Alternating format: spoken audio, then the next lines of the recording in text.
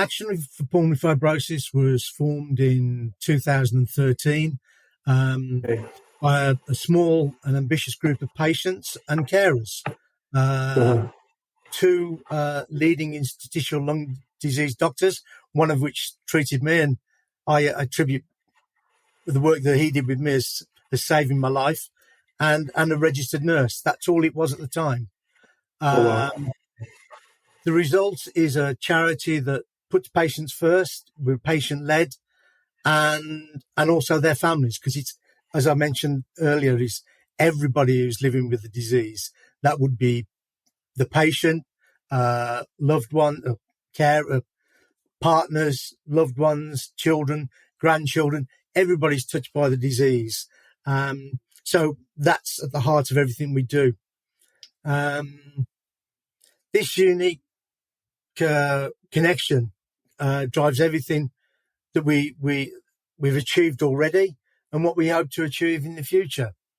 Obviously, 10 years ago, we talk about times changing. Knowledge of the disease amongst healthcare professionals, it was quite patchy. My GP put it down to what I ate in the early days. Is that right?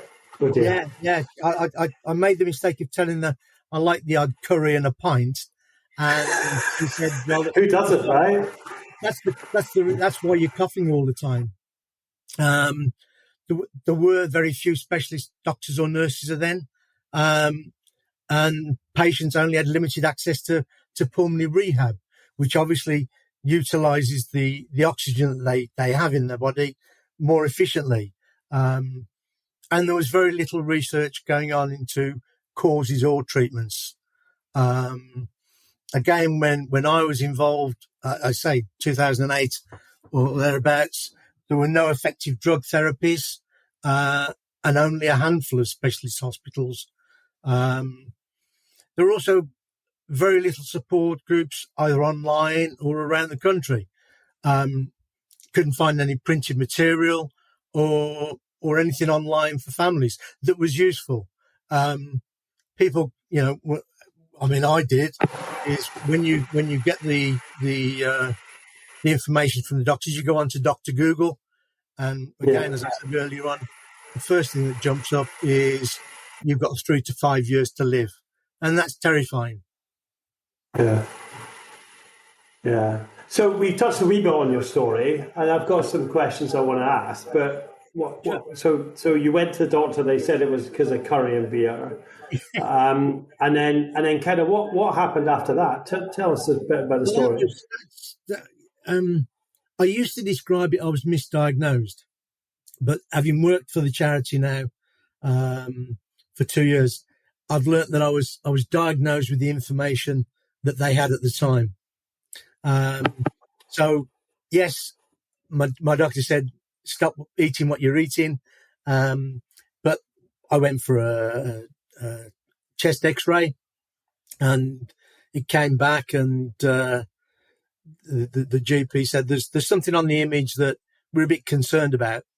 So I went to the hospital, and they told me it wasn't cancer, which of course was good news then. But you learn after a while that the disease I had kills more people than leukemia. So a year.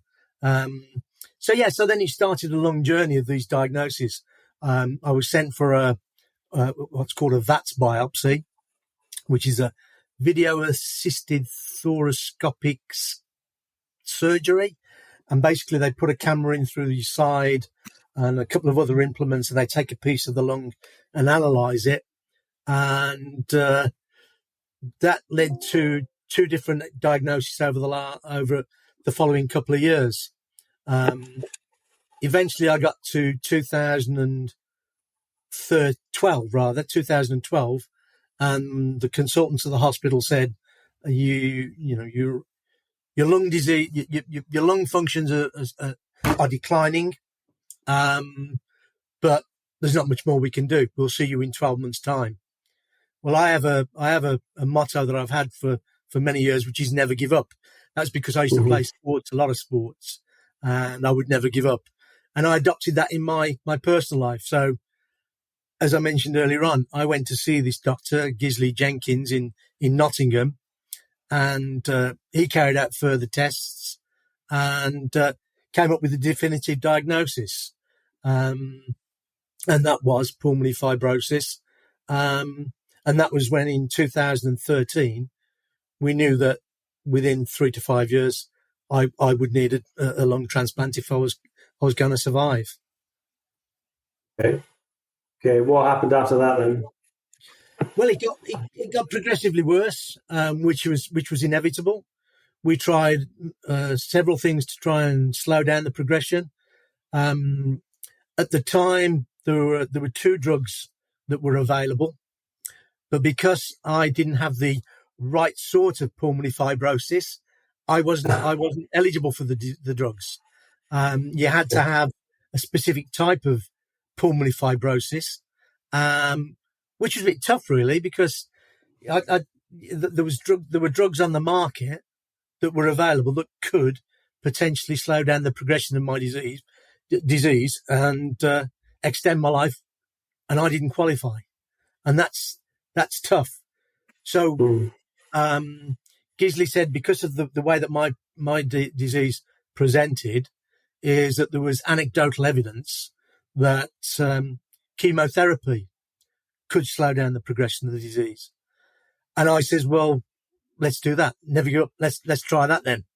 And again, because it was quite controversial and nothing had been proven, we had problems explaining that to the people who were going to carry out the chemotherapy. So that took another 18 months to get sorted. And it was to and fro between Nottingham and Birmingham. Eventually, I had the chemotherapy in 2014, and we believed to that day that extended my life for a couple of years, which got me to the transplant. But after that, 2015, I'd go back and every time I did the lung function tests, it was going down. And that's pretty much what every person who has pulmonary fibrosis is facing. You go back, you're happy if the lung function tests haven't dropped dramatically, but they're inevitably going downwards.